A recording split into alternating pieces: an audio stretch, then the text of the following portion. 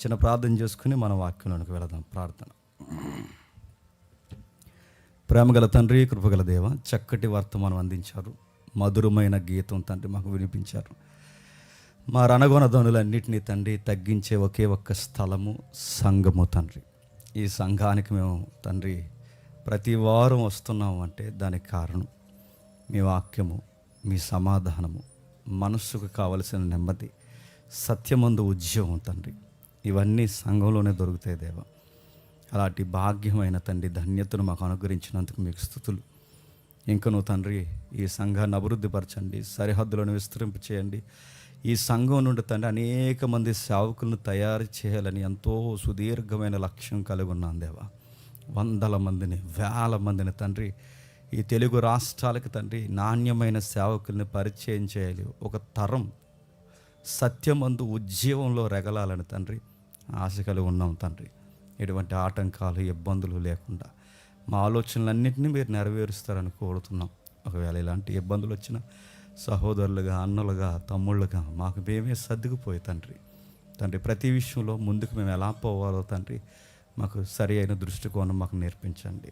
బలహీనులము, దౌర్భాగ్యులము, చేతగాని వారం తండ్రి అన్ని విధాలుగా మమ్మల్ని మేము అప్పగించుకుంటూ లొంగిపోతూ మరొకసారి మా ముఖాముఖిగా మాతో మాట్లాడతారని కోరుతూ క్రీస్తున్నామని ప్రార్థన సమర్పిస్తున్నాం తండ్రి. ఆమె. జాగ్రత్త కొన్ని సంగతులు విందాం. గతించిన వారం మనం మాట్లాడుకున్నట్టుగా సిలువ చుట్టూ జరిగిన సన్నివేశాలన్నీ మనం మాట్లాడుతున్నాం. ఎందుకు ఏ సీజన్లో మనం మాట్లాడుతున్నామంటే ఇది లెంట్ సీజన్ కనుక. నిజానికి మనల్ని ఫాలో అవుతున్న వాళ్ళందరికీ తెలుసు లెంట్ యొక్క బ్యాక్గ్రౌండ్ హిస్టరీ ఏంటో మనం చాలా సంవత్సరాల క్రితం మనం మాట్లాడుకున్నాం. లెంట్ చేయొచ్చా చేయకూడదన్నది మన ఆర్గ్యుమెంట్ కాదు. చెయ్యొచ్చు చేయకూడదు డిఫెండ్ చేయడానికి ఈ తరగతులు మనం మాట్లాడలేదు. ఇప్పుడు మనం ధ్యానిస్తున్నది ప్రతి ఒక్క క్రైస్తవ విశ్వాసికి ఎంతో కొంత ఈ సీజన్లో సిలువను గూర్చిన అధ్యాయాలు ఎక్కువ చదువుతారు గనక ఆ సిలువ చుట్టూ జరిగిన కొన్ని పాత్రలు ఎవరు ఏ విధంగా వ్యవహరించారన్నదే ఇప్పుడు మనం నోట్ చేస్తున్నాం, స్టడీ చేస్తున్నాం. దాని నుండి మనం ఏమి నేర్చుకోవాలన్నది మనం పరిశీలన ప్రారంభించాం. గతించిన వారం ప్రకటన గ్రంథం రాసే మహానుభావుడు, చక్కటి అపోస్తుడుగా పిలువబడిన యోహాను మరలా ఆయనకి సాటైన సహవాసం కలిగిన స్నేహితురాలుగా ఎవరు ఉండాలంటే ప్రభు తన తల్లినే స్నేహితురాలుగా ఇచ్చేశాడు. యోహాను ఎందుకు అక్కడికి వచ్చాడు? మిగిలిన వాళ్ళందరూ పరారైపోయినప్పుడు యోహాను మాత్రం ఎందుకు నిలబడ్డాడు? కనిన పేగు పెంచిన గుండె చూస్తూ ఉండలేదు కనుక నిలబడి చిన్నప్పటి నుంచి బాధలు పడి ఆ సిలువ ముందు నిలబడి అన్న ఒక్క పదంలో తన వెనకాల ఎంత రోదన ఉందో లాస్ట్ వీక్ మనం స్టడీ చేసాం. ఇవి 2 పాత్రలు. ఈరోజు జడ్జిమెంట్ అట్మాస్ఫియర్లోకి మనం వెళ్ళబోతున్నాం. కొంచెం జాగ్రత్తగా వినండి. యేసుక్రీస్తు వారిని బాగా వినాలి. కొంచెం వెనక్కి వెళ్తున్నాం. నిజానికి ఇవి సిస్టమేటిక్గా మనం ఫాలో అవ్వాలి. అంటే 1 by 1 ఆయన అరెస్ట్ దగ్గర నుంచి 1 by 1 ఏ పాత్ర ఎలా వ్యవహరించిందో సిస్టమేటిక్గా మనం మాట్లాడుకోవాలి. కాకపోతే లాస్ట్ ఇయర్ మనం ప్రారంభించినప్పుడు లెంట్ డేస్ అయిపోయినాయి, టైం సరిపోలేదు. ఇస్కరియోతు యోధాతో ఆగిపోయాం. ఎంతమంది గుర్తుంది? మళ్ళీ ఇప్పుడు ప్రారంభించాం. లాస్ట్ వీక్ మనకు అయింది, మళ్ళీ ఇప్పుడు 3వది. కొంచెం జాగ్రత్తగా వినండి. అయినంత మాట్లాడుకుందాం. మళ్ళీ లెంట్ వచ్చినప్పుడు మిగిలిన పాత్రలు మనం మాట్లాడుకుందాం. చూద్దాం ఒకసారి ఏం జరుగుతుంది. మీకు తెలుసు నేపథ్యం, టైం తక్కువ ఉంది, నేను త్వరగా పరిగెడతాను, నన్ను ఫాలో అవ్వండి. యేసుప్రభు వారిని గెత్సెమనే వనంలో అరెస్ట్ చేశారు. కానీ ఎందుకో మత్తయి గారు కొన్ని భారభరితమైన పదాలు అక్కడ రాసుకొచ్చాడు. ఏమంటున్నాడు ఒకసారి చూద్దామా? మత్తయి సువార్త కొంచెం జాగ్రత్తగా వినండి. చాలా విచిత్రమైన సన్నివేశాలు యేసుప్రభు సిలువ చుట్టూ జరిగాయి. చూద్దాం ఒకసారి. మత్తయి సువార్త 26వ అధ్యాయం. మత్తయి సువార్త 26వ అధ్యాయం 55వ వచనం. ఆ గడియలోనే యేసు జన సమూహమును చూసి బందిపోటు దొంగ మీదకు వచ్చినట్లు కత్తులతోనూ గుదియలతోనూ నన్ను పట్టుకొని వచ్చితరా? నేను అనుదినము దేవాలయంలో కూర్చుండి బోధించుచున్నప్పుడు మీరు నన్ను పట్టుకొనలేదా? అయితే ప్రవక్తల లేఖనము నెరవేరినట్లు ఇదంతయు జరిగినని చెప్పను. అప్పుడు శిష్యులందరూ ఆయన విడిచి పారిపోయాను. కొంచెం ఒక గమనిక వినండి. యేసుప్రభు వారిని మెజారిటీ లీడర్స్ ఇష్టపడతారు ఈ ప్రపంచంలో. గాంధీ లాంటి వారు ఇష్టపడ్డారు, ఫ్రీడమ్ ఫైటర్ చాలామంది ఉన్నారు, వాళ్ళందరూ ఇష్టపడ్డారు. అక్కడి వరకు ఎందుకండి, మనకి వివేకానంద స్వామి గారు కూడా యేసుప్రభుని ఇష్టపడ్డాడు. దాన్ని యేసుప్రభుని ఇష్టపడడం పాయింట్ కాదండి, బైబిల్ అర్థమైనట్టుగా స్ట్రైక్ అవుద్ది. యేసుప్రభుని ఇష్టపడడం అనేది పాయింట్ కాదు.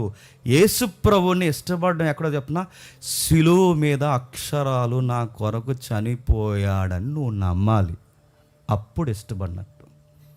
ఆయన బోధలు ఇష్టపడడం అంటే, బోధలు ఎవరైనా ఇష్టపడతారు. ఆయన కార్యాలు నిజంగా ఆశ్చర్యకరం అంటే అది ఎవడైనా స్టేట్మెంట్ ఇస్తాడు. అది కాదు పాయింట్. ఆయన బోధలు ఇష్టపడ్డాం, ఆయన మిరాకిల్స్ చూస్తాం, ఇవి మేము బిలీవ్ చేస్తున్నామంటే అది కాదు. నమ్మాల్సింది ఏంటో తెలుసా, సిలువ మీద ఆయన చనిపోయిన వైనాన్ని నమ్మాలి. సిలువని నమ్మితే ఏమవుద్ది, మనిషికి అహం అడ్డొస్తుంది. ఏం అహం అడ్డొస్తుంది, నేను దుర్మార్గుడిని పాపినని ఒప్పుకోవాలి. అది ఒప్పుకుంటే కానీ యేసుప్రభుని మనం ఇష్టపడలేం. అలా ఇష్టపడాలి అంటే చాలా కష్టంగా ఉంటుంది కనుక ఆయన బోధల వరకు ఇష్టపడతారు, కానీ చెప్పండి సిలువని ఇష్టపడరు. సువార్తలో సెంటర్ ఆఫ్ అట్రాక్షన్ ఏంటో తెలుసా, సిలువ త్యాగాన్ని చాలా బలంగా నమ్మాలి. నువ్వు బోధలు నమ్మినా నమ్మకపోయినా నేను అనడం లేదు, కానీ ఆ పదాన్ని నేను ఉపయోగించే ధైర్యం నేను చేయరు. కానీ బోధలకి నీకు వ్యాలిడ్ ఎప్పుడవుద్దంటే ఆయన సిలువను కూడా నువ్వు నమ్మాలి. అలాంటి వైనాన్ని ఇప్పుడు మనం చదువుతున్నాం. ఏం జరుగుతుంది, అరెస్ట్ చేశారు. ఒక మాట అన్నాడు, అయ్యో ఎంతమంది వచ్చారు, బందిపోటు మీద దొంగ మీదకి వచ్చినట్టు. బందిపోటు దొంగతున్న ప్రమాదం ఏంటి, వాడి కోసం కూడా ఆలోచిద్దాం. వీలైతే ఆ బరబ్బా ఒకడు ఉన్నాడు కదండి, వీలైతే ఆలోచిద్దాం. బందిపోటు దొంగలు ఏం చేస్తారు, కోడితే మూతుపళ్ళు పగిలిపోయేలా కొడతారు. వాళ్ళ ఫైట్ సీన్లు కానీ, వాళ్ళ వ్యవహారం కానీ, వాళ్ళ దారిదోపుళ్ళు కానీ, అదే మన చట్ట పరిభాషలో డెకాయిటిస్ అంటారు వాళ్ళు. అలాంటి వాళ్ళ కొట్లాటలకి చంపడానికి రెడీగా ఉంటారు. అలాంటోడిని హ్యాండిల్ చేయడం అంటే కష్టం. అలాంటోడిని హ్యాండిల్ చేయాలంటే కాస్త నలుగురు వరకు సమూహాలు ఉండాలి. అందుకే యేసుప్రభువు అన్నారు, నేనేమన్నా బందిపోటు దొంగనా, క్రిమినల్నా, ఇంతమంది వచ్చారు, దేవాలయంలో బహిరంగంగా తిరిగాను, అనేక బార్లు మీకు తారసపడ్డాను, మీ సన్హెడ్రిన్ సభల మధ్య నేను సువార్త చెప్పాను, ఆ టైంలో నన్ను ఏమీ చేయలేనప్పుడు ఇంత రహస్యంగా నన్ను పట్టుకోవడానికి వచ్చారు. సరే వస్తే వచ్చారు, అరెస్ట్ చేశారు, తీసుకెళ్లారు. కొంచెం నేపథ్యం జాగ్రత్తగా వినండి. అరెస్ట్ చేసి తీసుకెళ్ళినప్పుడు 57వ వచనం దగ్గర మనకు వద్దాం ఒకసారి. యేసును పట్టుకున్న వారు ప్రధాన యాజకుడైన కయప యొద్దకు ఆయన తీసుకుని పోగా, అక్కడ శాస్త్రులను పెద్దలను కూడి ఉండగా, పేతురు, జాగ్రత్తగా వినాలి, యేసుప్రభువు వారిని అరెస్ట్ చేశారు. గెత్సెమనే వనమ దగ్గర అరెస్ట్ చేసిన తర్వాత ఎక్కడ తీసుకొచ్చారట, కయప దగ్గర తీసుకొచ్చారట. వీళ్ళ కోసం కూడా స్టడీ చేద్దాం టైం ఉంటే. కయప ఎవరు, అన్న ఎవరు? కయప అంటే ఒక సీనియర్ మాంక్ అన్నమాట. ఆయన ఆ రోజుల్లో పేరు మోసిన ప్రధాన యాజకుడు. చాలా వయసు మళ్ళీపోయింది ఆయనకి, పెద్ద ఆయన. ఏదన్నా ఒక విషయాన్ని తేల్చాలి అంటే అక్కడ లీడర్షిప్కి వ్యవహరిస్తున్న ఆయన కయప. ఈ కయప అన్న వాళ్ళు ఇద్దరు డేంజర్ గల్లండి. వీళ్ళిద్దరు మామ వాళ్ళు. చరిత్ర మీరు చదవని ఎంత డేంజర్ గల్లంటే, వీళ్ళు సిరియా గవర్నర్కి వీళ్ళకి అప్పుడప్పుడు ద్వంద్వ గవర్నర్, అదే దాన్ని ఏమంటారు, పొత్తు గవర్నర్ పౌరసత్వం వ్యవహరించాడు. అప్పుడప్పుడు ఈ గవర్నర్గా వ్యవహరిస్తున్నప్పుడు అప్పుడప్పుడు సిరియా గవర్నర్తో రికమెండేషన్ చేయించుకుని జెరూసలేం టెంపుల్లో పోస్టింగ్ వేయించుకున్నారు. ఎవరు, అన్న కయప. అంటే వీళ్ళు మంచి వ్యవహారం కాదండి. ఏమవుతుంది, మనకి పరమానందం శిష్యుల్లాగా ఎటు గారి మనకు ప్రాబ్లం ఉన్నప్పుడు వారం అంతా ఏదో ఒకటి చేయాలండి. ఇది ఎందుకు వస్తుందని మళ్ళీ ఆదివారం వచ్చినప్పుడే గుర్తొస్తుంది. చూడు దాన్ని ఏదో ఇంకేమన్నా నీకు పెళ్ళి అవ్వలేదు కదా. సరే నువ్వు ఆ ప్లేస్ ఉండిపోగానే వాళ్ళిద్దరు ఉంటారు, సంగతి ఎద్దులతో.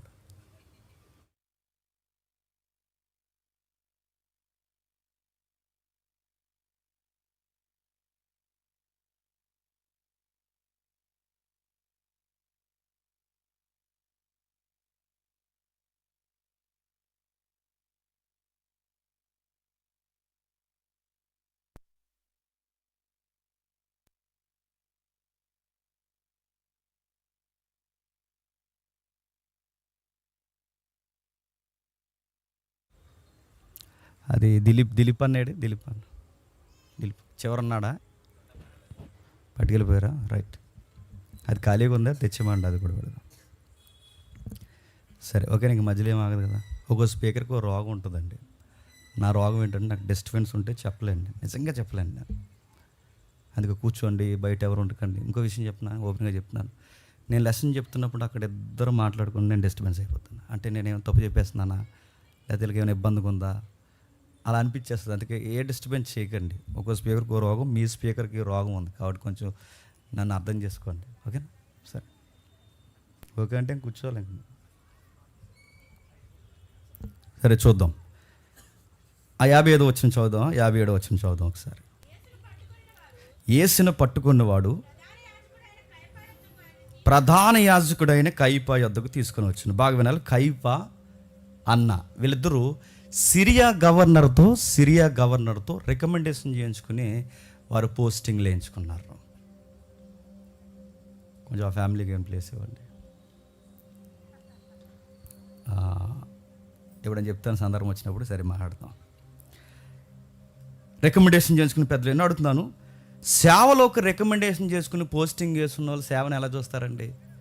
కమర్షియల్గానే చూస్తారు, లబ్ధి కోసం చూస్తారు. అందుకే చూడండి, వీళ్ళిద్దరు ఎంత నెటోరియస్ యాటిట్యూడ్ కలిగిన వాళ్ళు అంటే, వీళ్ళిద్దరూ టెంపుల్ని రెంట్కి ఇస్తారు. మీకు తెలుసు కదా, సొలొమోను మందిరాన్ని రెంట్కి ఇస్తారు. మీరు చూసారు లేదు? సొలొమోను మందిరాన్ని రెంట్కి ఇచ్చినప్పుడు యేసుప్రభు ఫీల్ అయ్యాడు, అరే నా తండ్రి ఆలయాన్ని చెప్పండి వ్యాపారట్టిల్లుగా ఎలా చేస్తారా, ఎందుకు వ్యాపారట్టిల్లుగా చేసేయాలని థాట్స్ వాళ్ళకి ఎలా వచ్చాయి? వాళ్ళ వ్యాపారంతోనే పోస్టింగ్లు వేయించుకున్నారు. అలాంటి భయంకరులు ముదిరిపోయారు. సీనియర్ అతను, ఆ సీనియర్ ముంగిటికి తీసుకెళ్లారు. ఆ ఇంట్లో చాలామంది కూర్చున్నారట, పెద్దలందరూ. దీన్ని ఏమంటారంటే మోతుబరు సభ అంటారనమాట. ఆ ఇంట్లో పెద్ద మీటింగ్ పెట్టారు. ఆ మీటింగ్ పెట్టిన అంటే మీరు ఊహించుకుంటే తమ్ముడు ఇమేజ్లు చూపిస్తూ ఉంటాడు. ఆ సభ మధ్యలో నిలబెట్టారట ఆయన. అంటే ఈ పెద్దోళ్ళు మోతుబరులు నిలువుటంగిలు వేసుకుని పొడవైన గడ్డాలు వేసుకుని అలా కూర్చుని వాళ్ళు నిలబడినప్పుడు యేసుప్రభు వారిని ఆ మధ్యలో నిలబెట్టారట. ఆ యేసుప్రభు వారిని కయపా ఇంట్లో మీటింగ్ పెట్టినప్పుడు మధ్యలో నిలబెట్టి ఏం చేద్దాం అన్నారట. టక్ టక్ మన అప్పటికే ప్లాన్ అంతా రెడీ అయిపోయిందండి, స్క్రిప్ట్ రెడీగా ఉంది, ప్రవేశపెట్టండి అన్నారు. టక్ మన సాక్షులు వచ్చారు. సాక్షి వచ్చాడు. ఏం చెప్తాడు రా సాక్షి అంటే ఏం చెప్తారు? రకరకాల ప్రశ్నలు అడుగుతున్నారు. ఒక్కడనే చేసి వాళ్ళు నిలబెట్టారు. రకరకాల ప్రశ్నలు అడుగుతున్నారు. ఆ ప్రశ్నలన్నీ అడిగి ఏంటంటే ఆ సాక్షి ఒకటి చెప్తున్నారు. సార్ నా దగ్గర ఒక సాక్ష్యం ఉంది అన్నాడు. ఏంటి నీ సాక్ష్యం అని అడిగితే, ఏమి లేదు సార్, నేను చెప్తున్నది ఏంటంటే ఇతగాడు దేవాలయాన్ని పడగొట్టి 3 రోజుల్లో కడతానన్నాడు, దానికి విట్నెస్ నేనే. ఓయ్ నిజమేనా చెప్పేది అన్నట్టుగారు మౌనంగా ఉన్నాడు. టకటక మన సాక్ష్యాలు చెప్పేస్తున్నారు. ఒకటి వెనకాల ఒకటి సాక్ష్యం చెప్తున్నారు. అంటే వీళ్ళంతా పక్కా స్క్రిప్ట్ వేసి కూర్చున్నారనమాట. ఆ ప్లానింగ్ వేసి కూర్చోబెట్టి సాక్ష్యాలు చెప్తున్నారు, సాక్ష్యాలు ఉటంకిస్తున్నారు. అప్పుడు ప్రధాన యాజకుల్లో ఒకళ్ళు లేచి అన్నాడు, నాకు ఒకటి గుర్తొస్తుంది, నేను మాట్లాడుతున్నాను. ఒకళ్ళు లేచి అన్నాడు, దేవాలయాన్ని కట్టడం ఇదంతా కాదు కానీ ఒక ప్రశ్న అడుగుతున్నాను, నువ్వు సన్ ఆఫ్ గాడ్ బ్లాస్ఫమీ అన్నారు. ఇక సాక్షులతో పని ఏముంది? దేవదూషణ ఇంతకన్నా దోసినట్టు దేవుడి కుమారుడు, మానవుడు దేవుడి కుమారుడు అని చెప్పుకోవడం అంటే, మేఘారుడైన పదం చిన్న పదం కాదు. మనకే స్ట్రైక్ అవ్వకపోవచ్చేమో కానీ ఆ మోతుబర్లకి స్ట్రైక్ అయింది. ఏమని? మేఘారుడే వచ్చినట్టు. ఆ పదం ఏంటి? ఆ దానియేలు చెప్తున్నాడే దేవుడు మేఘాల మీద వస్తాడని, ఆ యెహెజ్కేలు చెప్తున్నాడే దేవుడు మేఘాల మీద వస్తాడని, ఆ పాత నిబంధన ప్రవక్తలు చెప్తున్నారే దేవుడు మేఘాల మీద వస్తాడని. ఆ దేవుడు మాత్రమే మేఘాల మీద రాగలడు, కానీ ఆ మేఘాల మీద నేను కూడా వస్తానని చెబుతున్నాడంటే ఏమని క్లైమ్ చేసుకుంటున్నాడు? ఐ ఆమ్ గాడ్ అని చెప్పుకుంటున్నాడు.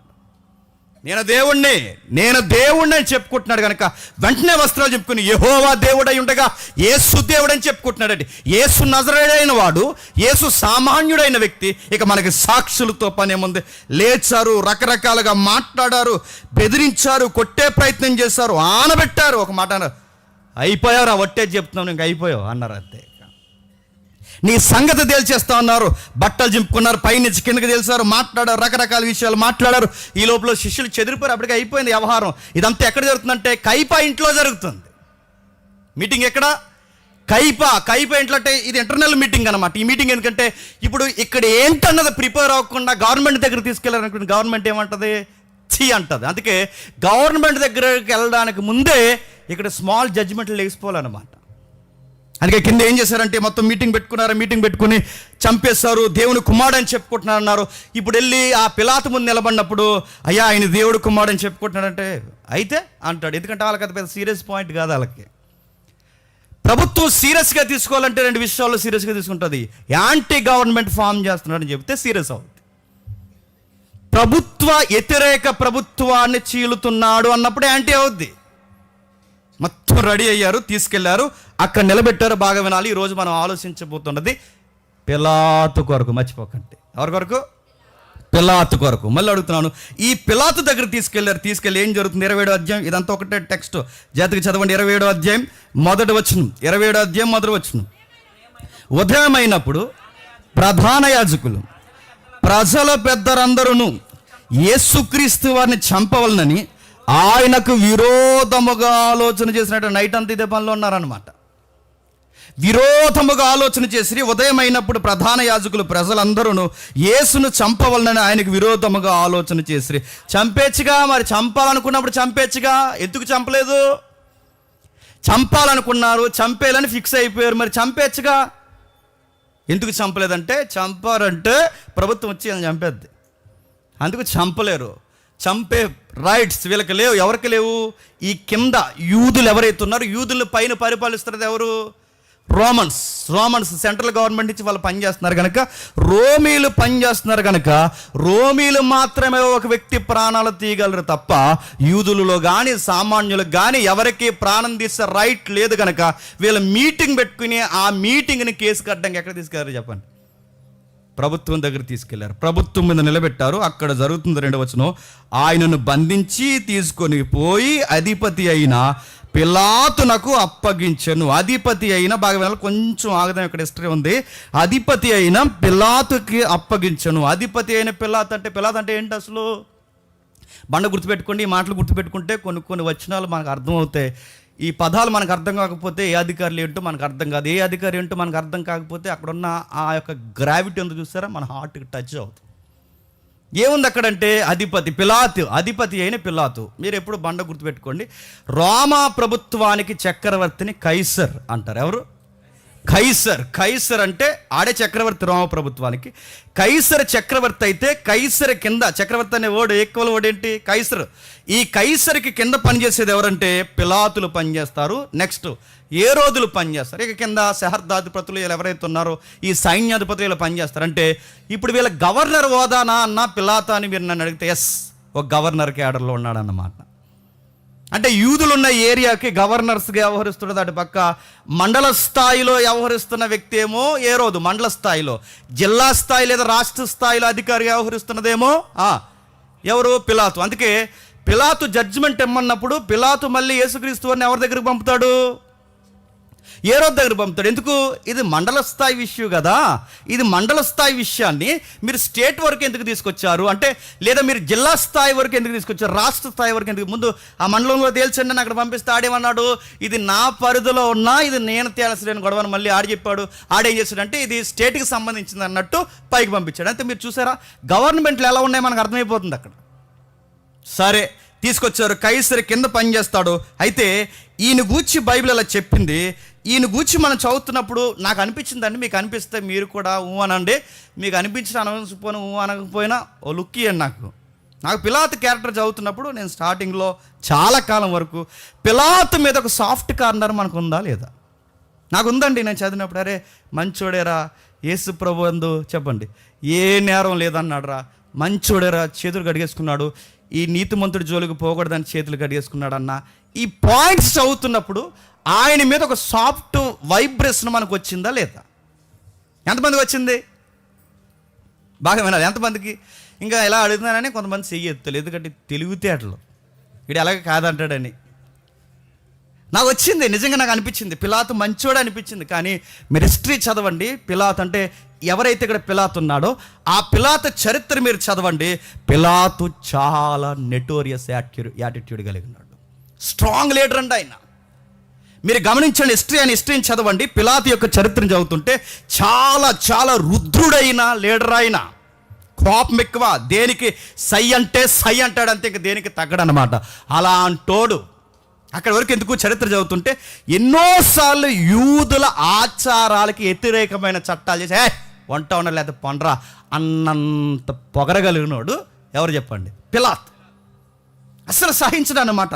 అరే యూదులకు అనేక మార్లు వ్యతిరేకంగా చట్టాలు చేశాడు, యూదులను అనేక సార్లు కొట్టాడు, యూదులను అనేక సార్లు ఇబ్బందులు గురి చేశాడు. ఎదురొచ్చినోడిని సిలువకు కూడా అప్పగించాడు. ఎందుకంటే ఆ రైట్స్ ఎవరికి ఉన్నాయండి?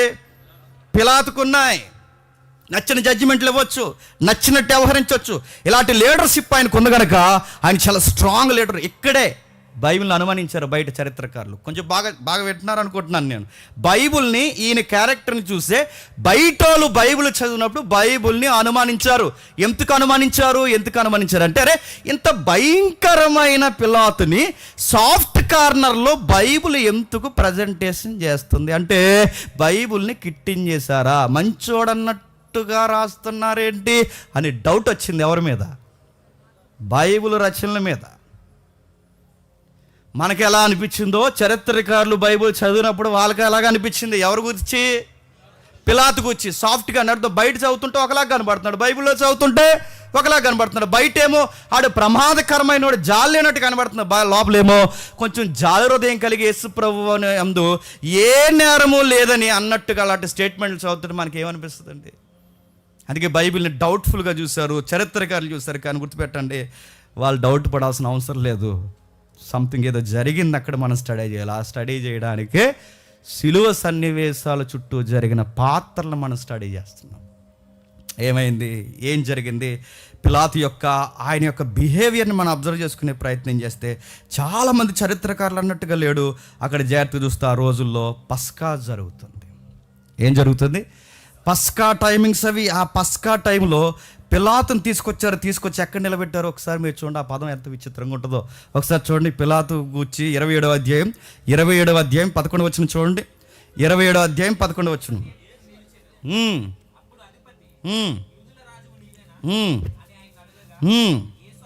ఏంటట? ఎక్కడ నిలబెట్టారట?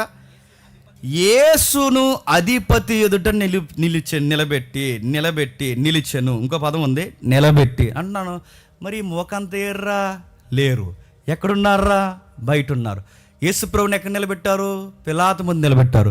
పిలాతు ముందు. ఇదంతా సిలువ సన్నివేశం దగ్గర కాదు, లోపల దర్బార్లో జరుగుతుందన్నమాట. పిలాతు లోపల ప్యాలెస్ ఉంటుంది. కానీ వీళ్ళకి ఒక మన బాగా డబ్బున్న వాళ్ళు అనుకోండి, మనకి ఆఫీసులు ఉంటాయి. ఎక్కడైనా ఎవరైనా కలుద్దామంటే ఎక్కడ కలుద్దాం అంటాం? ఆఫీసులు. వాళ్ళకు కూడా ఆఫీసులు ఉంటాయి. ఎవరికి? పిలాతుకి, ఆ గవర్నర్స్కి, వీళ్ళందరికీ ఆఫీసులు ఉంటే వాళ్ళకి పర్సనల్గా ఇలాంటి తగువులు తీర్చడానికి, బహిరంగ జడ్జిమెంట్ ఇవ్వడానికి ముందు అక్కడ మాట్లాడతారనమాట ఇంటర్నల్గా. అక్కడ తీసుకెళ్ళారు. వీళ్ళందరూ బయట నిలబడ్డారు. బయట ఎందుకు నిలబడ్డారో ఇదే టెక్స్ట్ని, ఇదే సందర్భాన్ని యోహాన్ రాశాడు. ఎంత బాగా రాశాడు చూడండి ఒకసారి. ఎంత బాగా కవర్ చేసిందో. సువార్త చరిత్రని చాలా బాగా కవర్ చేసిందండి. కవర్ చేయడం అంటే ఏ విషయాన్ని అంత ఈజీగా వదిలేదు. చూద్దాం ఒకసారి. యోహాను సువార్త 18వ అధ్యాయం 28వ వచనం. యోహాను సువార్త 18వ అధ్యాయం 28వ వచనం.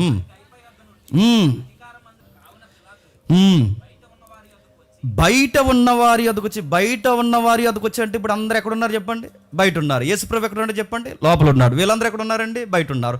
బయట ఉన్నవారి అద్దకు, లోనకి. బయట అంటే ఎవరు బయటికి లోపల తిరుగుతున్నారండి? నిజానికి ఎవరు తిరగాలండి? చెప్పండి. ఎంత కేసు కట్టి తీసుకొచ్చిన వీళ్ళు తిరగాలి, కానీ లోపల ఎవరు తిరుగుతున్నారండి అంటే వీళ్ళ మతం కోసం అవసరమైతే పెద్దలనైనా గుంజీలు తీరుతారు. అది ఆ సన్హెడ్రిన్ సభ అంటే. ఆ పెద్దలను అడి తిప్పుతున్నాడు. ఆ లోపలికి వచ్చి ఒక మాట అడిగాడు. మాటలు అడుగుతూ 30వ వచనంలో ఏం జరుగుతుందో చూడండి. అందుకు వాళ్ళు అడుగుతున్నాడు, పిలాతు బయటకు వచ్చి ఉన్నవారి వద్దకు వచ్చి, ఈ మనుషుని మీద మీరు ఏ నేరము మోపుచున్నారు అని అన్నాడు. నా దగ్గర పంపించేశారు కదా, మా ప్యాలెస్ లోపల పంపించేశారు. ఏంటి ఇతను నేరస్తుడు అనడానికి ఏ నేరం మోపుతున్నారంటే వీళ్ళకి ఎంత భయం లేని మాట్లాడుతున్నారు చూడండి. వీడు దుర్మార్గుడు కాని ఎడల వీనిని నీకు అప్పగించి ఉండమని అతనితో చెప్పారు. అంటే ఏమన్నారండి? యేసు ప్రభు వారిని దుర్మార్గుడు అన్నారు. వీడు దుర్మార్గుడు కాకపోతే నీ దగ్గర వరకు మేము తీసుకొస్తామా? లాజిక్ ఆలోచించండి సార్. మీకు ఎందుకు చెప్తున్నాం వినండి సార్. లాజిక్ ఆలోచించండి. వీడు దుర్మార్గుడు, యేసు ప్రభు వారిని వీడు వాడు ఉమ్మేయడాలు ఎంతగా నలిపేశారు, ఆయన అంతా నలిపేశారండి. లోపలికి వెళ్ళారు. దుర్మార్గుడు కానీ వీడిని మీకు అప్పగిస్తామంటే అప్పుడు పిలాతు అన్నాడు, మీరు అతను తీసుకుని పోయి మీ ధర్మశాస్త్రం చొప్పున అతను తీర్పు తీర్చడనగా యూదులు ఎవనికి మరణ శిక్ష విధించుటకు మాకు అధికారం లేదే. లేపేద్దాం, మేము ఎప్పుడో లేపేద్దాం, కాకపోతే పవర్ లేదనే చెప్పండి. నీ దగ్గర తీసుకొచ్చి అంటే చంపేస్తారు, కానీ ఎందుకు చంపకుండా ఉన్నారంటే ఏదో అయిపోద్దన్న భయంతో ఉన్నారు. చాలామంది అప్పుడప్పుడు మనం పళ్ళు బిగించేసి రకరకాలుగా చంపేతానే ఆదావా అంట చూస్తా అంటే చంపేస్తావు, కానీ ఎందుకు చంపకుండా ఉన్నావు? పోలీసులు వచ్చి తీసిపోతారేమో ఉన్నావు, లేకపోతే నువ్వేం చేస్తావు చెప్పు, చంపేస్తావు అంటే చంపేయడానికి రెడీ. అప్పుడప్పుడు మన కోపం వచ్చేది కానీ కోట చచ్చిపోతాయి అదవా అంట చూసారా. మరి కొట్టిపోయావా, ఎందుకు ఆపేసుకున్నావు? సెక్షన్లు గుర్తొస్తుంది ఇక్కడికి. గమనించండి, చంపుతారంటే చంపేద్దరు వాళ్ళు ఎందుకు ఆగిపోయారంటే కేసు అవుతుందేమో అని ఆగిపోయారు, ప్రమాదం జరుగుతుందేమో అని ఆగిపోయారు. సరే మీ ధర్మశాస్త్రం ప్రకారం చేయండి అంటే అసలు సార్ ధర్మశాస్త్ర సంబంధంగా మేము తేల్చేయాలనుకుంటే తేల్చేద్దాం, మళ్ళీ మీ గవర్నమెంట్ తలపోటు ఎంక్వైరీలు ఇవన్నీ మాకు ప్రాబ్లం వచ్చి అందుకే మీ దగ్గరికి తీసుకొచ్చాం. అయినా ఒక మాట అంటున్నాను సార్, ఎంత నేరస్తుడు కాకపోతే మీ దగ్గరికి తీసుకొస్తాను సార్ అని అన్నారు. ఏం చెప్పుంటారంటే ఇక్కడ లేదండి ఆ మాట. ఏం చెప్పుంటారు చెప్పిన దాని కొనసాగింపు ఏం చెప్పారంటే ఇక్కడ లేదు. మళ్ళీ ఇక్కడ ఏం చెప్పారు ఎక్కడ ఉంది చెప్పిన లూకా గారు కవర్ చేస్తారు దాన్ని. ఎక్కడ? లూకా సువార్త 23వ అధ్యాయం, లూకా సువార్త 23వ అధ్యాయం. త్వరగా ముగించుకుందాం. లూకా సువార్త 23వ అధ్యాయం మొదటి 2-3 వచనాలు చూడండి.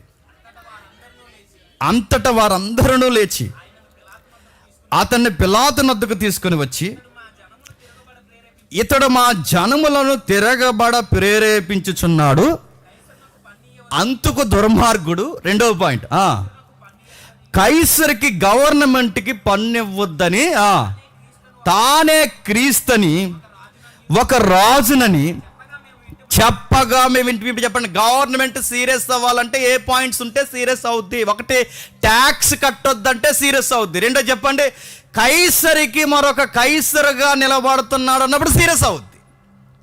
మా ధర్మశాస్త్రం ప్రకారం ఇతడు దేవుడు కుమారుడు మేఘాల మీద వస్తున్నారంటే దేవుడిని నమ్మనోడికి ఎలా అనిపిస్తుందండి? అరే మేఘాల మీద రాకపోతే మేఘాలు తగ్గిపోయి కొత్తారా, మాకు ఎందుకు ఈ గొడవలని అంటారనరా. మనకి సీరియస్, వాళ్ళకి మతాన్ని నమ్ముతున్నారు కనుక పెద్దలమైన మనకు సీరియస్ పాయింట్, బైబిల్ నమ్ముతున్నాం కనుక. అది అలా సీరియస్ పాయింట్ కాదు, ఎందుకంటే వాళ్ళు బైబిల్ నమ్ముడు. మేఘాల మీద కాకపోతే నడుసు వస్తాడు రా, లేదా గాల్లో వస్తాడు, దీనికోసం చంపేస్తారా అని అడుగుతారు.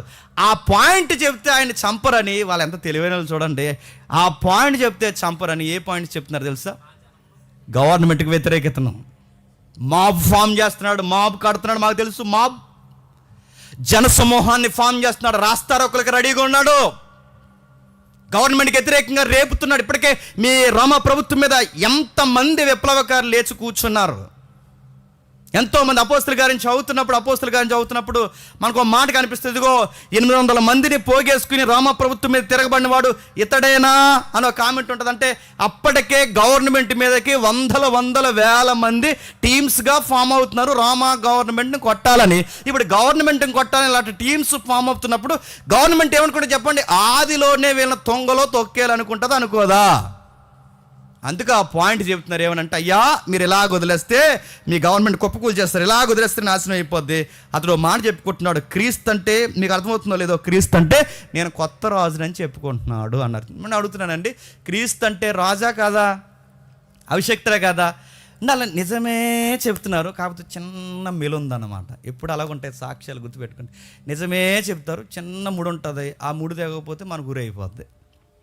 కోర్టులో చెప్తారు కదా, అంతా చూసినట్టే చెప్తారు, చక్కగా చెప్తారు, అలా చెప్తారు, నిజమే అనిపిస్తుంది, కానీ చిన్న ముడి ఉంటుంది. ఆ చిన్న ముడి దేవాలయం లేపుతానన్నది నిజమే, అబద్ధ సాక్ష్యం. దానికి బైబిల్ ఏమంది? అది అబద్ధ సాక్ష్యం. యేసు ప్రభు దేవాలయం లేపుతుంది అన్నది నిజమే, కానీ దాని బైబిల్ ఏమంది? అది అబద్ధ సాక్ష్యం. ఎందుకు అబద్ధ సాక్ష్యం? చిన్న ముడి ఉంది, అక్కడ ముడి ఏంటంటే ఆయన లేపుతానన్నది ఈ దేవాలయం కాదు. మరి చెప్పండి, చూసారా మీరు అక్కడ ఆ పాయింట్. అంటే నిజం ఎప్పుడు బాగుంటుంది, సాక్ష్యం ఎలా ఉంటుందంటే సగం నిజం చెప్పండి, సగం అబద్ధం ఉంటుంది. ఆ ముళ్ళు మనం ఏమనుకుంటామంటే జడ్జిలు ఊరికే జడ్జిలు అయిపోరండి, గుర్తుపెట్టుకోండి. నీకు నాకు జడ్జిమెంట్లు అయితే చాలామంది గురేస్తాం. భారతదేశంలో లేని ఊర్లు రాజమండ్రి నుంచి పడిపోతే పడపడ జడ్జిలు ఊరకే ఎవరు, వీడు ఏ ఉద్దేశంతో చెప్తున్నాడు, అందుకే టైమింగ్స్ తరుగుతారు, దిక్కులు అడుగుతారు, నోటీస్ తరుగుతారు. వీడు చెప్తున్నప్పుడు నీకెవరు చెప్పారని అడుగుతారు, నీకు వాళ్ళు చెప్పారని నీకెలా తెలుసు అని అడుగుతారు, నువ్వెలా చెప్పగలవో వాళ్ళకి ఎవరు చెప్పారు, సీన్లో ఉన్నారు, ఇవన్నీ అడుగుతారు. కొన్నిసార్లు వీళ్ళు చెప్పిన సాక్ష్యం చెప్పిన తర్వాత ఎగ్జాక్ట్ స్తంభాలు ఉంటాయి చూస్తారా, స్తంభాలు మనకి ఫోల్ చేస్తారు. ఇవన్నీ మీరు మైండ్లో పెట్టుకుని నేర ప్రవృత్తిని డెవలప్ చేసుకోకండి. ఒకటి చెప్తే ఒకటి అర్థం అవుద్ది. ఎలా అడుగుతారు అయితే ఇలా జాతక ఫీవర్ అయిపోవాలనుకోకండి. మీకు ఒకటి చెప్తూ ఉంటే అలవాటు. ఈ ఫోల్కి 50 మీటర్లు ఉంటుంది, ఒక 50 అయినా 50 అడుగులు ఉంటుంది. ఫోల్కి కరెంట్ ఫోల్ ఉంటుంది, 50 అడుగులు ఉంటుంది. ఎన్ని ఫోన్లు అవతల జరిగిందిరా, అదే ఎంత దూరంలో జరిగిందిరా వ్యవహారం అని అడిగినప్పుడు వీడు ఏదో చెప్పేస్తాడు, ఇంత దూరంలో జరిగిందని. నిజమైతే కరెక్ట్గా చెప్తారండి, ఇక్కడ నుంచి ఇంత దూరంలో జరిగిందని. ఆ నేరం జరిగినప్పుడు సీన్ ఆఫ్ అఫెన్స్లోకి వెళ్ళిన తర్వాత ఆఫీసరు ఎన్ని స్తంభాలు ఉన్నాయో కొలుస్తాడు. ఏ మాత్రం తేడా వచ్చినా వీడు ఫేక్ గాడని అంచనా వేస్తాడు. స్టడీ చేస్తారంటే సీన్లో స్తంభాలు లెక్కెడతారు, నువ్వు ఏ దిక్కులో ఉన్నావో చూస్తారు, అన్నీ అడుగుతారు. ఇవన్నీ లెక్కల్లో తీసుకుని ఆఫీసర్ ఆర్గ్యుమెంట్ ఏంటి, అపోజిషన్ ఆర్గ్యుమెంట్ ఏంటి, లీగల్ ఆర్గ్యుమెంట్లు ఏంటి అన్నీ తీసుకున్న తర్వాత అప్పుడు జడ్జిమెంట్. ఈ దొంగ అందరూ కలిసి ఏం చేస్తున్నారండి, నిజం చెప్పినట్టే చెప్తున్నారు, కానీ కొంచెం ముడుందా, ముడి ఏం చేస్తున్నారంటే ట్యాక్స్ కట్టద్దా. ఎక్కడైనా ఎస్ప్రో ట్యాక్స్ కట్టద్దు అన్నాడు. క్రీస్తు అని చెప్పుకున్నది నిజమే, రాజునని చెప్పుకున్నది నిజమే, రాజ్యం ఉందని చెప్పుకున్నది నిజమే, అన్నీ నిజమే. చిన్న ముడి అంటే చెప్పనా ట్యాక్స్ కట్ట అన్నాడండి ఎక్కడైనా ఆయన. ఇదంతా బాగా రాజు ఇప్పుడు ఇది మైండ్లో పెట్టేసుకున్నాడు. ఎవరు? పిలాతు మైండ్లో పెట్టుకుని వచ్చి ఇప్పుడు అడుగుతున్నాడు. ఏమని క్వశ్చన్ చేస్తున్నాడు చూడండి యేసుక్రీస్తు వారిని. ఒకసారి మళ్ళీ అక్కడికి రండి, ఒకసారి అదే యోహాను సువార్త 18వ అధ్యాయం, 34 వచ్చినవా, 18వ అధ్యాయం 33వ వచనం. పిలాతు తిరిగి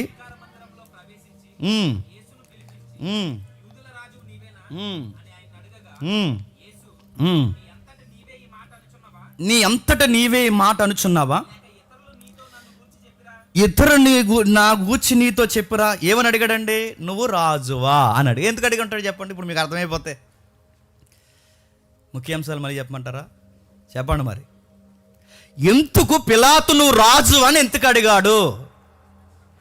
ఈయనెక్కడ వదిలి బయటికి వెళ్ళొచ్చాడుగా, ఈయనెక్కడ పెట్టి బయటికి వెళ్ళొచ్చాడుగా, ఒంటరిగా పంపించారు, ఇక్కడ ఉండు వస్తా అని చెప్పి బయటికి వెళ్ళాడుగా. బయటికి వెళ్ళి లోపలికి వచ్చేసరికి బయట ఏం చెప్పారు? కింగ్ అని చెప్పుకుంటున్నాడు సార్, ట్యాక్స్ వద్దంటున్నాడు సార్ ఆడు మాబు ఫామ్ చేస్తున్నాడు సార్, దుర్మార్గుడు సార్, గవర్నమెంట్ని చక్కగా చూసే మీ ఉత్తమ గవర్నమెంట్ని మాకు లేకుండా చేసేలా ఉన్నాడు సార్ అని ఇదంతా ఎక్కించేశారు. ఎవరికి? పిలాతుకి. ఇప్పుడు లోపలికి వచ్చినట్టు ఇదంతా సబ్జెక్ట్ లోపల పెట్టుకున్నాడు. సింగిల్గా వచ్చిన అడిగాడు, నువ్వు కింగ్వా అని అడిగాడు. అప్పుడు యేసుప్రభువు ఎవరు ఇంకా తెలివైనాడు, ఆయన తెలివైనాడు దేవుడు ఆయన. అప్పుడు ఆయన అన్నాడు, నువ్వే చెబుతున్నావా, నీకు ఎవడైనా చెప్పాడా అన్నాడు. ఈడే పెద్ద జడ్జి అంటే ఆయనకి జడ్జి ఆయన అడుగుతున్నాడు, నువ్వే చెప్తున్నావా, నీకు ఎవరైనా చెప్పారా? ఆయన ఒక విషయం అడుగుతున్నాను. అందుకు పిలాతు, నేను యూదున్నా ఏమి నేను కింగ్ అని ఒప్పుకోవడానికి? చెప్పారయ్యా అంటే ఆన్సర్ ఇచ్చాడు అనమాట. నేను యూదున్నా ఏమి కింగ్ అని ఒప్పుకోవడానికి చెప్పారు, అడుగుతున్నాను. ఆరోపణలు నీ మీద ఆరోపింపబడుతున్నాయి, ఆరోపణలు చెప్పు. అడ్మిట్ అవుతున్నావా, ఒప్పుకుంటున్నావా, అడ్మిట్ అవుతావా? రాజు అని అంటున్నారు, అడ్మిట్ అవుతావా అని అడిగారు. అప్పుడు అన్నాడు ఆయన, నీకు విషయం చెప్పాలని ఆయన చెప్తూ, యేసు, నా రాజ్యము ఈ లోక సంబంధమైనది కాదు. నా రాజ్యం ఈ లోక సంబంధమైనది అయితే నేను యూదులకు అప్పగింపబడకుండానట్లు నా సేవకులు పోరాటం చేదురు. ఇప్పుడు చెప్పండి, వాడు అడిగిన దానికి కరెక్ట్ ఆన్సర్ ఇచ్చాడులే చెప్పండి. మీరు అనుకున్నట్టే మీ గవర్నమెంట్ని నేను పడగొట్టాలన్న థాట్సే నాకు ఉండుంటే నా అరెస్ట్ జరిగే సమయానికి పబ్లిక్లో లా అండ్ ఆర్డర్ ప్రాబ్లం రావాలి. వచ్చిందా? నా కొరకు ప్రాణాలు పెడతానన్నాడు. ఒక్కళ్ళు లేడు నా దగ్గర. చూడు, పేతురు లేడు, యోహాన్ లేడు, యాకోబు లేడు, ఒక్కళ్ళు లేడు. చూడు, నేను రాజుగానే ప్రకటించుకుని ఉంటే ఇప్పటికే నేను చాలా టీములు ఫామ్ చేద్దును. ఒకవేళ మీరు అనుకున్నట్టే గవర్నమెంట్కి వ్యతిరేకంగా నేను టీం ఫామ్ చేస్తే ఇప్పటికి నా మీద దెబ్బడక ముందే, ప్రధాన యాజకుని ఇంటి ముందుకు రాకముందే నా సైనికులు లేదా నా దాసులు ఏం చేద్దరు చెప్పండి? ఫైట్ చేద్దరు. నేను మళ్ళీ చెప్తున్నాను, నేను మీరు అనుకున్న రాజ్యాలు కట్టడానికి రాలేదు. నేను మళ్ళీ చెప్తున్నాను, మీకు ఎలా అర్థమవుతున్నానో, మీకు ఎవరు ఎలా చెప్తున్నారో నాకు తెలియదు, కానీ మీకు అర్థమయ్యేలా చెప్తున్నాను, నేను ఈ లోక సంబంధమైన రాజ్యాన్ని స్థాపించడానికి రాలేదు. అయితే అప్పుడు అన్నాడు మళ్ళీ, మరి నువ్వు రాజు అంటున్నారు, 37 వచ్చినదేమో. అందుకు పిలాతు, మరి రాజు అంటే మళ్ళీ క్వశ్చను. ఓకే, లాజిక్ బాగా చెప్పావు, నీకు ఎవరు టీం లేదంటున్నావు, మరి నువ్వు రాజు అంటే దాన్ని క్లైమ్ చేసుకుంటున్నావుగా, రాజు అని అంటే. Yes, I'm king. ఏ విషయంలో చెప్పనా? సత్యమును స్థాపించడానికి వచ్చిన రాజుని నేను. సత్యము స్థాపించడానికి వచ్చిన రాజ్యము, నాకు రాజ్యం ఉందే కానీ ఈ లోక సంబంధమైన రాజ్యం కాదు. నాకు ఒక ధ్యానం ఉంది, నాకు ఒక గురి ఉంది. నేను ఎందుకు పుట్టానంటే నీ మీద జెండా ఎగరేయడానికో, వాడి మీద జెండా ఎగరేయడానికో, వీడికి వ్యతిరేకంగా నేనేదో చేద్దామనో, నేను పేరు ప్రఖ్యాతల కొరకు నేను పుట్టలేదు. నేను ఎందుకు పుట్టానంటే సత్యము గూర్చి సాక్ష్యం ఇవ్వడానికి పుట్టాను. సత్య స్థాపనకై వచ్చాను. సత్యం కొరకు జీవించడానికి వచ్చాను. సత్యం తరపున రెఫరెన్స్గా నేను నిలబడ్డాను. నా రాజ్యం మీరు అనుకున్నాను, నా వలన మీ గవర్నమెంట్కి ఏ ప్రాబ్లం లేదు. తెలివైనడు కనుక, జడ్జి స్థాయిలో ఉన్నాడు కనుక, విషయం చెప్పకుండానే వివరించకుండానే అర్థమైపోయింది కనుక అతడు ఈ మాట విని, అతడు ఈ మాట చెప్పి బయట ఉన్న యూదుల యొద్దకు తిరిగి వెళ్ళి, అతని యందు ఏ దోషము నాకు కనబడలేదు. మీరు రాజు అన్నారు, ఆయనకి ఈ లోక సంబంధమైన రాజ్యాలు లేవు. దుర్మార్గుడు అంటున్నారు, నాకేమీ కనబడట్లేదు. మీకు కనబడుతుండదు, నాకు కనబడట్లేదు. మీరు చూస్తుండదు, నేను చూడలేకపోతున్నాను. బయటకు వచ్చాడంటే అధికారి లోపల తిరుగుతున్నాడు, బయటకు తిరుగుతున్నాడు, లోపల తిరుగుతున్నాడు, బయటకు తిరుగుతున్నాడు, లోపల తిరుగుతున్నాడు. ఇక్కడ గ్యాప్ ఉంది చూసారా, 38కి 39కి గ్యాప్ ఉంది చూసారా, అది అలానే జ్ఞాపకం పెట్టుకోండి. ఆ గ్యాప్ని జ్ఞాపకం పెట్టుకోండి, పై వారాల్లో మనకు ఉపయోగపడుతుంది. ఆ గ్యాప్లోనే హేరోదు ఆ రాత్రి పగళ్ళు ఎన్నిసార్లు యేసుప్రభుని కూర్చోబెట్టి, నిలబెట్టి, లేపి అక్కడ పంపించి, ఇక్కడ ఈ మాట నేను అనలేకపోతున్నాను, కానీ తప్పదు, మీకు ఆ బాధ అర్థం అవ్వాలని అన్నాను. కుక్కకి గొలుసులేసి పిచ్చి కుక్కని ఎలాగైతే ఈది ఏదా తిప్పేస్తారో, ఆ వీధులంట పలుమార్లు ప్రభుని తిప్పేశారండి. అక్కడికి తిప్పారు, ఎక్కడ తిప్పారు, అక్కడ తిప్పారు. ఆడెళ్ళి రకరకాల అంటున్నాడు. ఆడు నవ్వుతున్నాడు, ఆడొక ఎదవాడు, ఆడ పనికి మళ్ళీ ఎదవాడు నవ్వుతున్నాడు. ఏ రోజు కాడు సృష్టికర్త మానవ ఆకారంలో ఇళ్ళలోకి వస్తే వాడు నవ్వడం ఏంటంటే వాళ్ళకి ఏం రైట్ ఉందండి యేసుప్రభు? అందుకే యేసుప్రభు మాట అంటాడు, ఫిలాతు నీకు మాట చెప్తున్నాను, పైనుంచి అధికారం ఉంటే తప్ప నా మీద ఎక్కడ వాళ్ళదు నువ్వు రాసి పెట్టుకా అన్నాడు. ఎవడు ఏం చేయలేడు నన్ను, నా తండ్రి కోరిన దాని ప్రకారం నేను పోతున్నాను తప్ప మీరు ఎవర్రా నన్ను ఏం చేయడానికి. కింద ఒక విచిత్రమైన సన్నివేశం జరుగుతుంది 19వ అధ్యాయం. అది జ్ఞాపకం పెట్టుకోండి, మనకు వచ్చే వారం ఉపయోగపడుతుంది. అది జ్ఞాపకం పెట్టుకోండి. 19వ అధ్యాయం.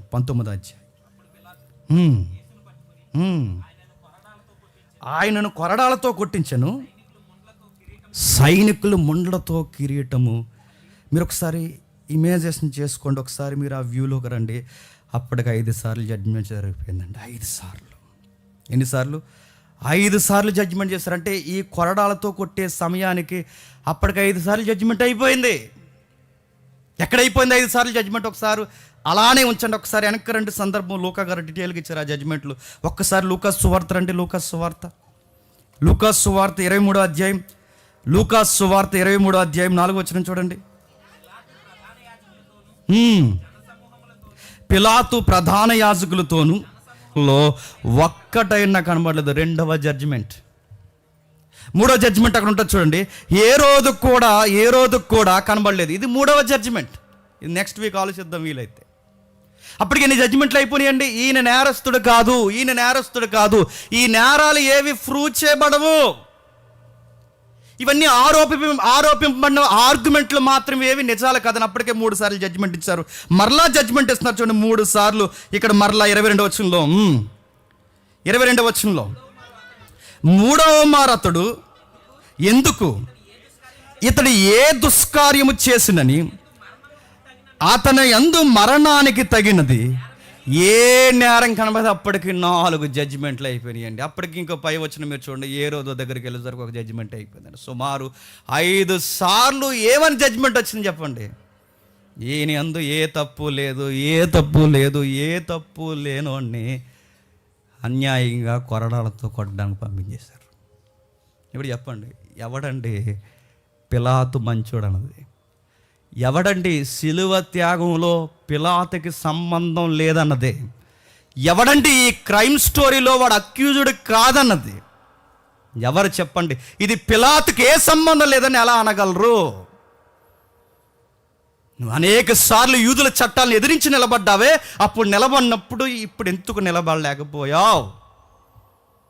అనేక సార్లు నీకు నచ్చిన జడ్జిమెంట్లు యూదులకు వ్యతిరేకంగా ఇచ్చావు, ఇప్పుడు ఎందుకు ఇవ్వలేకపోతున్నావు? మీ ఆవిడ చెప్పింది ఇంట్లో ఆ నీతిమంతుని జోలికి పోవద్దని. నీకు ఇన్ని తెలిసినా నువ్వెందుకు అప్పగించావు? నీకు నచ్చినట్టు చేసుకుంటాను. ఎంత రెక్లెస్ అండి. పిలాతుని చూస్తే ఎవరెవరు కనబడుతున్నారని నాకు తెలియదు, కానీ పిలాతులో మన లక్షణాలన్నీ కనబడతాయి. మీరు జాగ్రత్తగా చూడండి. పిలాతులో మన లక్షణాలు అన్నీ కనబడతాయి. తీసుకొచ్చారు 19వ అధ్యాయంలో చూద్దాం ఒకసారి. 19వ అధ్యాయంలో ఏం జరుగుతుందో చూడడం ముగించేద్దాం. 19వ అధ్యాయంలో మొదటి వచనం నుండి, యోహాను సువార్త 19వ అధ్యాయం మొదటి వచనం నుండి. అప్పుడు పిలాతు యేసును పట్టుకుని ఆయనను కొరడాలతో కొట్టించెను. సైనికులు ముండ్లతో కిరీటము అల్లి, ఒకసారి మీరు ఊహించుకోండి, కామన్గా చదివేస్తున్న పదాలేమో, వారు కొరడాలతో కొట్టారంటే చరిత్ర చెబుతుంది ఆ కొరడాలతో కొడుతున్నప్పుడు చాలా దారుణంగా ఉంటుంది. ఆ కొరడాలతో కొడుతున్న ఆ బాధని మనం భరించలేము, ఆ కొరడాలని మనం ఊహించలేము, ఆ కొరడాలని మనం కనీసం అర్థం చేసుకోవడానికి చాలా కష్టంగా ఉంటుంది. ఎందుకంటే మీకు వచ్చిన స్ట్రైక్ అవ్వాలి. యెషయా గ్రంథం తీయొద్దు, 53వ అధ్యాయం చదువుతున్నప్పుడు ఆయనకు స్వరూపమైనను సొగసైనను లేదన్న వచనం ఎందుకు రాశారు చెప్పిన ప్రవక్త? ఆయనకు స్వరూపమైనను సొగసైనను లేదన్న వచనం ఎందుకు రాశారంటే మీరు గమనించండి, ఆ కొరడా దెబ్బలకి చర్మం ముక్కలుగా లేచిపోద్దండి. అలాంటి కొరడాలండి అవి. జడలుగా అల్లుతారు. జంతువుల ఎముకలను నా కొరడా మధ్యలో పెడతారు. అది ఇలా కొట్టినప్పుడు అది లాక్కుని శర్మను అలా లాక్కుంటూ వస్తుంది. చరిత్రకారుడు, యూదుల చరిత్రకారుడు ఇలా రాశాడు, ఆ కొరడా దెబ్బలకు యేసుప్రభు కట లోపల ఉన్న ఎముకలు బయటకు కనబడిపోయాడు. నేను మళ్ళీ అంటున్నాను, ఇది సిలువకు బిగినింగ్ మాత్రమే. మళ్ళీ చెప్తున్నాను, ఇది సిలువకు బిగినింగ్ మాత్రమే. బిగినింగే, సిలువ కాదు. కొరడాలతో కొట్టారు, చేసింది సరిపోలేదండి. వీళ్ళు ఎంత టార్చర్ పెట్టారండి ఆయన్ని. ముళ్ళన్నీ పెద్ద పెద్ద ముళ్ళు ఎక్కడ ఉన్నాయి, ఆ ముళ్ళన్నీ ఏరుకుని వచ్చి, ఆ ముళ్ళుకి పెద్ద ముళ్ళ కిరీటం వేరుకుని వచ్చి దాన్ని ఒక కిరీటం చేసి అది ఇలా వేసి ఆ ముళ్ళు అలా నొక్కేశారంటే ఒకసారి మీరు ఊహించుకోండి, ఎలా ఎంత గట్టిగా నొక్కేసి ఉంటారు. నొక్కేసి అలా అంటున్నారట, యూదుల రాజా శుభము, ఇంగ్లీష్లో గుడ్ లక్ అనూసారట. మొఖం మీద ఉమ్మూసారట, కొరడాలతో కొట్టారట. ముళ్ళులా దగ్గర కూర్చేసి ఇంకా చేసింది సరిపోలేదని ఇలా లాగబెట్టి కొట్టి గుడ్ లక్, నెక్స్ట్ అసలు ప్రోగ్రాం ఉందని ఇక అన్నారట. సిలువకి బిగినింగ్లోనే ఆయన చాలా ఎడిపించేశారండి ఆయన్ని. ఉమ్మేశారు. ఆడెవడో పనికి మళ్ళీ వచ్చాడు, శుభమని చెప్పి ఆయన అరిచేతులతో కొట్టిరి. అక్కడ ఉంది చూడండి 3వ వచనంలో, శుభమని చెప్పి ఆయన అరిచేతులతో కొట్టిరి.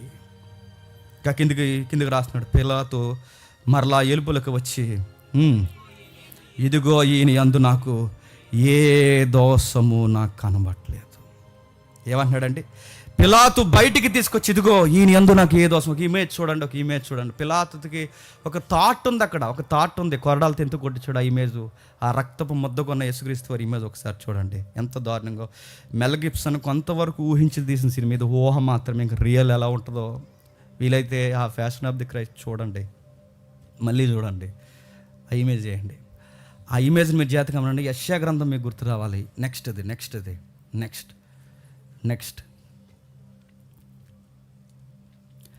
అదిగో చూడండి, రక్తపు ముద్ద అయిపోయాడండి. యెషయా గ్రంథంలో రాసింది అదేనండి. సొగసైనను స్వరూపమైన లేదు. ఆయన అపేక్షించడానికి అంత అట్రాక్షన్ పర్సన్గా లేడు. అది ఏదో పైన ఒక చిన్న వస్త్రం ఉంచారు ఆయన మానాన్ని అడ్డెట్టుకోవడానికి. ఆ గోనె బట్ట కట్టారు, ముండ్ల కిరీటం పెట్టారు, చేతులు కట్టారు, తీసుకొచ్చారు, నిలబెట్టి ఇలా అంటున్నారు, ప్రభుని చూపిస్తూ, ఇతనంత నాకే నేరం లేదన్నారు. ఏం చెప్పారు చెప్పండి? వాళ్ళకి సరిపోలేదు ఆ బాధలకి. ఇంత చేసిన వాళ్ళు ఏమన్నా చెప్పినా, రక్తపు ముద్దగా చూపించిన తర్వాత పిలాతు ఫీలింగ్ ఇది. ఏమన్నాడంటే, ఇంత ఎలా చూసైనా సరే జాలి పడతారేమో అనుకున్నారంటే, ఇలా చూసి సరే ఇంక మా కోపం తీరిపోయింది, ఇక వదిలేయండి, ఇక్కడి నుంచి మాకు అవసరం లేదని అంటారు అనుకున్నాడు పిలాతు. ఇంత జరిగాక కూడా ఏమన్నారు తెలుసా? మాకు సరిపోదు, మాకు ఆ దెబ్బలు సరిపోవు, మాకు ఇవేమీ సరిపోవు, మాకు ఇంకా ఆ లోపల మాకు అలా పగుండిపోయింది. ఆ పగ ఏంటంటే సిలువేము. సిలువకు బిగినింగ్లోనే ఎంత నలిపేశారో చూడండి.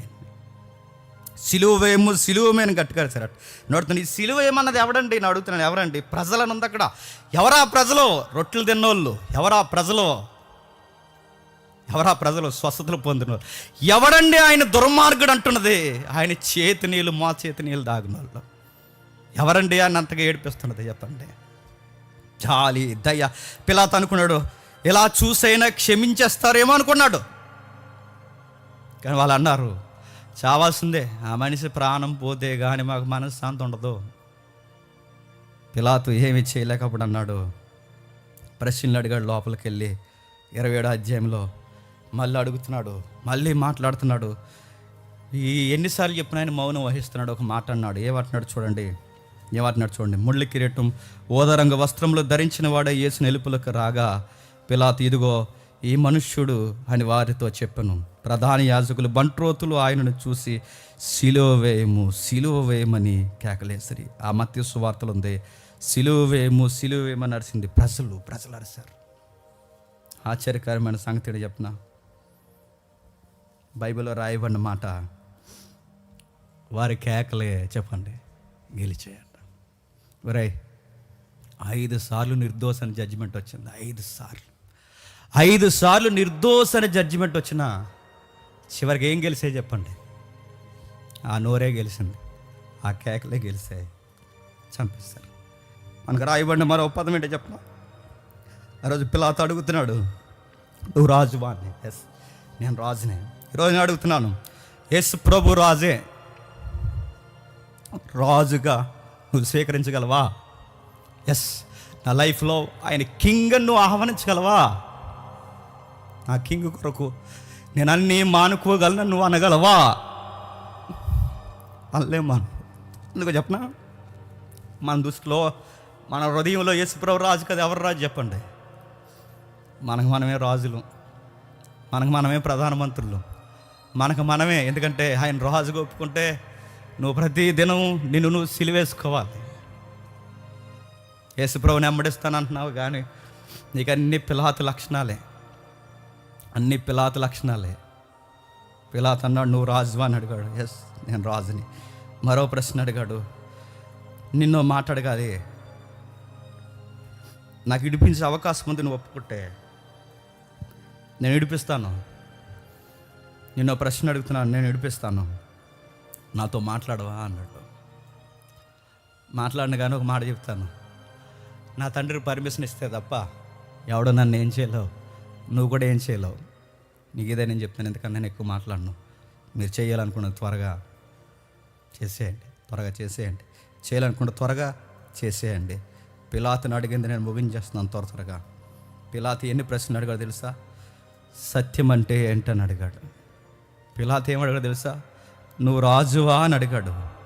పిలాతు ఏమన్నాడు తెలుసా? నాకు పవర్ ఉందో తెలుసా అని అడిగాడు.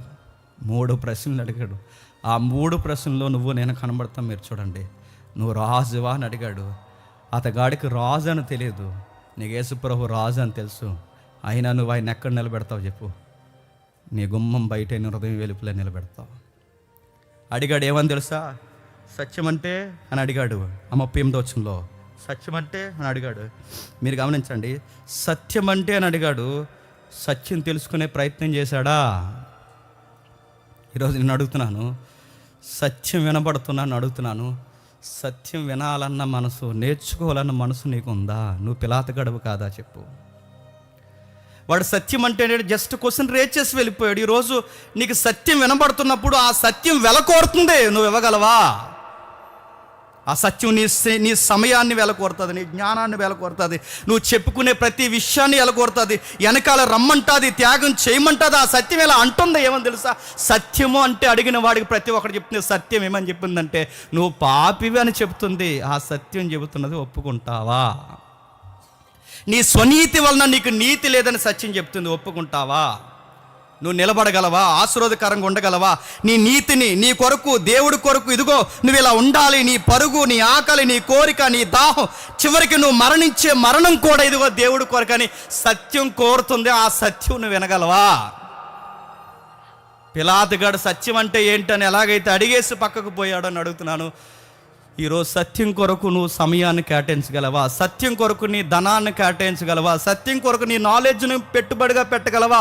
సత్యం కొరకు నీ ప్రాణాన్ని తృణప్రాయంగించగలవా? సత్యం కొరకు నీ కుటుంబాన్ని, బంధాన్ని పక్కన పెట్టి రాగలవా? సత్యం కొరకు నువ్వు దేవుని కొరకు చనిపోగలవా? ఏంటి సత్యం అంటే? సత్యం అంటే ఇది. దీనిని స్వీకరించాలంటే మరి చెప్తున్నాను, దమ్ముండాలి. సత్యాన్ని స్వీకరించాలి. ఆ దమ్ము పిలాతుగాడికి లేదు. ఆ దమ్ము పిలాతుగాడికే కాదు, ఈరోజు చాలా మందికి లేదు. సత్యం స్వీకరించాలంటే దమ్ము ఉండాలి. ఏం దమ్ము ఉండాలి? నీ టైం ఇచ్చే సత్యానికి ఇవ్వగలవా? నీ నాలెడ్జ్ ఇవ్వగలవా? నీ లైఫ్ ఇచ్చే సత్యానికి ఇవ్వగలవా? నువ్వు ఇవ్వలేవు. పిలాతుగాడు అడిగేసి ఎలాగైతే పక్క పోయాడో నువ్వు కూడా సత్యాన్ని ఎలా నేర్చుకున్నావు తెలుసా? 2 రెళ్ళు 4 అని నేర్చుకున్నావు. ఎవరికి కావాలి 2 రెళ్ళు 4 అని నేర్చుకుంటే? వెల కావాలి, వెల వెల వెల. సత్యం వెల కోరుతుంది. రా, నీ సంపాదన అంతా ఇచ్చి నా కొరకు రా, నా కొరకు మరణించడానికి రా. సామెత గ్రంథంలో ఉంది.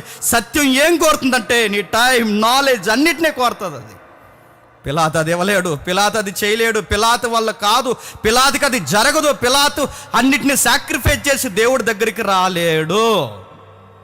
పైపెచ్చికి 10వ వచనంలో ఏమంటున్నాడు చూడండి. పిలాతు అంటున్నాడు, నువ్వు నాతో మాట్లాడవా, నువ్వు నాతో మాట్లాడవా. జాగ్రత్త గమనించండి, 3 సార్లు నా నా నా అంటాడు చూడండి. నాతో మాట్లాడవా, నాతో మాట్లాడు 3 సార్లు అంటాడు చూడండి. పిలాతు నాతో మాట్లాడవా, నిన్ను విడుదల చేయటకు నాకు అధికారం కలదు, నిన్ను సిలువ వేయటకు నాకు అధికారం కలదు. నా నా నా సత్యం అంటే చెప్పిన ఆ నాయే సావాలంటది. నేనన్నదే చావాలి. పిలాతు ఎందుకు యేసుక్రీస్తు అని అర్థం చేసుకోలేకపోతే తెలుసా? నా. ఈరోజు మనలో, నీలో, అందరిలో ఉన్న ఫీలింగ్ ఏంటి చెప్పనా? నేను, నా. అది చచ్చితే కానీ ఈరోజు నీ కళ్ళ ముందుకు వచ్చినా నీకు అర్థం కాదు. ఈ సత్యం నీ బుర్రకెక్కదు. పిలాతు జడ్జాగా ఒక మాట అడిగాడు, ఈయనేం చేద్దాం అని అడిగాడు 23వ అధ్యాయంలో. ఈయన అందు ఏ దోషం లేదు, ఈయనేం చేయమంటారని అడిగారు. ఈ క్వశ్చన్ మన అందరిది. ప్రతి మానవ జీవితంలో అతిపెద్ద ప్రశ్న ఏంటో తెలుసా? యేసు ప్రభు కొరకు ఎంత వివరంగా చెప్పేశారు. ఇప్పుడు నేను నా లైఫ్లో ఏం చేయాలి? ఒకటి స్వీకరించాలి, లేదా చెప్పండి వద్దని తృణీకరించి సిలువ పొమ్మనాలి. ఈ ప్రశ్న నిన్ను కూడా అడుగుతున్నాను. ఏం చేస్తావు నీ లైఫ్లో యేసుక్రీస్తు వారిని స్వీకరించి నిన్ను నువ్వు ఆయన కొరకు చంపుకుంటావా? స్వీకరించి నిన్ను నీ కొరకు కాకుండా నా అన్నదని చంపి యేసు ప్రభు కొరకు నిన్ను అప్పగెట్టుకుంటావా? లేదా ఈయనతో ఉంటే అన్నీ తగ్గించుకుని ఉండాల్సి వస్తుందని చెప్పి ఆయనే పిలాతులాగా వదిలేసి వెళ్ళిపోతావా? జడ్జిమెంట్ నీ ముందు ఉంది. ఇది పార్ట్ 1. పిలాతు గూర్చి పార్ట్ 1. పార్ట్ 2 చూద్దాం, వచ్చేవారు చూద్దాం. ఏ రోజు ఉన్నాడు, ఆ మోతుబర్లు పెద్ద మనుషులు ఉన్నారు. ఈ సిలువ చుట్టూ ఇన్ని రాజకీయాలు చేసి చేసి చేసి చేసి సృష్టికర్తను సృష్టిలో చెప్పండి సిలువేసి చంపేసి అమ్మయ్యా అనుకున్నారు. చంపే వరకు కొనకలేదండి. అదంతా మన మీదకి వస్తుందంటే ఖచ్చితంగా వస్తుంది. ఇవన్నీ మన మీదకి వస్తుందంటే ఒప్పుకోకపోతే ఖచ్చితంగా వస్తుంది. నిన్ను నిన్ను నిన్ను నీ పిల్లల వరకు కూడా ఈ త్యాగం నేను ప్రశ్నిస్తాను. ఈ త్యాగం నీకు అలాగే అర్థమైతే, ప్రభువా పిలాతుని చూస్తున్నప్పుడు నాకు అధికారం కనబడట్లేదు, పిలాతు అడిగిన 3 ప్రశ్నలు నాకు కనబడుతున్నాయి. ఒకటి, నువ్వు రాజువా అని వాడు అడిగాడు. నువ్వు రాజువా అని అడిగి తెలుసుకున్నాను, కానీ రాజుగా నా లైఫ్లోకి నిన్ను స్వీకరించలేదు. సత్యం అంటే ఏంటని అడిగాడు. సత్యం వినబడుతున్నా చెవిచ్చే సమయం నాకు లేదు ప్రభువా అని ఒప్పుకోండి. సత్యం వినబడుతున్నా సత్యం నేర్చుకోవడానికి నేను ఏమీ కేటాయించను ప్రభువా అని పిలాతు లాంటి యాటిట్యూడ్ నాకు ఉంది ప్రభువా అని ఒప్పుకో. నా అని సింహాసనం కూర్చుని మోతుబరు కబుర్లు ఎలాగైతే చెప్పాడో ప్రతి దాంట్లో నానే చచ్చిపోతున్నాను ప్రభువా అని పిలాతు నాలో బతుకున్నాడని ఒప్పుకో. మోకాలు వేయగలిగిన వారు మోకాలు వేయండి, మోకాలు వేయలేని వారు లేచి నిలబడండి.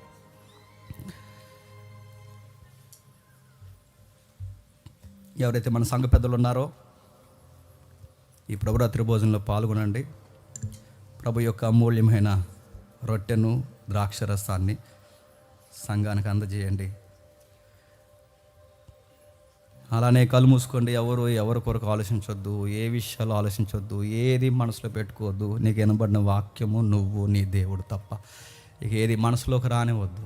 ఎవరు ఈ సహవాసం నుంచి, రొట్టె కార్యక్రమం సహవాసం నుంచి బయటకు పోవద్దు. ఈ బాధ్యత కలిగిన అమూల్యమైన దాంట్లో పాల్గొనండి. అలానే ఏకీవించండి. దేవా 5 సార్లు నిర్దోషి అని తేల్చిన సిలువ వేయమనే కేకలే ఆ రోజు గెలిచాయి తండ్రి. మేము అక్కడున్నా మేము అది అంటాం తండ్రి. మేమేం తీసిపోయే వాళ్ళం ఏం కాదు. తినిన చేతులనే నరకాలను కోరుకునే మనుషులు దేవా. మనుషులుగా తండ్రి మంచిని చూడలేని కళ్ళు తండ్రి మాకు. ఆ రోజు పిలాతు నిలబడి అడిగాడు నేనేం చేయాలి అని. ఒకటి స్వీకరించాలి, లేదా సిలువ వేయాలి. ఆ ప్రశ్న ఈ రోజుకి మిగిలిపోయింది. విశ్వాసులుగా మా ముందుకు ఈ ప్రశ్న వచ్చింది, ఈయన ఏం చేయాలి? రాజుగా స్వీకరించాలా? ఈయన రాజుగా వస్తే ఈయన దగ్గర మేము బానిసగా ఉండలేమని ఆయన సిలువ వేసేయండి అని మేము చెప్పేయాలా?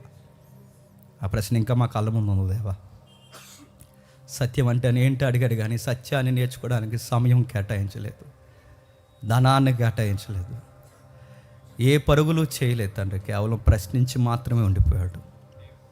ఈరోజు సత్యం విలువ ఎవరికీ తెలియదు తండ్రి. సత్యమే జీవింపజేస్తుందన్న ఆ యొక్క శక్తి ఎవరికి తెలియదు తండ్రి. సత్యం వినేవాళ్ళు లేరు, నేర్చుకునే వాళ్ళు లేరు, బోధిస్తే స్వీకరించే వాళ్ళు లేరు, మార్చుకునే వాళ్ళు లేరు. ఇది నిజమే అని అంగీకరించి ఈ సత్యానికి నేను ఏం చేయాలని తండ్రి వారి హృదయాలు చింపుకొని మీ పాదాల మీద పడేవాళ్ళు లేరు తండ్రి. అందుకే పిలాతు ఎలాంటివాడో మేము కూడా అలాంటి వారు.